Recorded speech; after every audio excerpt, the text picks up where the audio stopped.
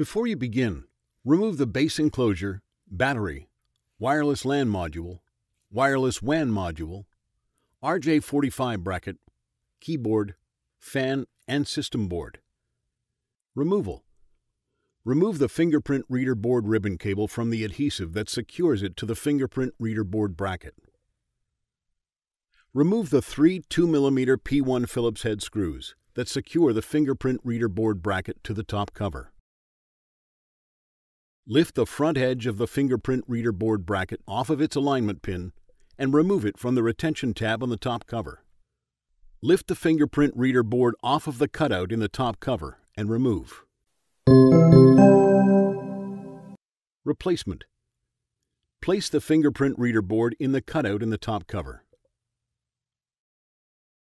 Tow the fingerprint reader board bracket under the retention tab on the top cover and lower it onto its alignment pin.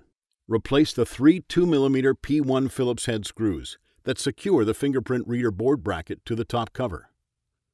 Press down on the fingerprint reader board ribbon cable to adhere it to the adhesive that secures it to the fingerprint reader board bracket.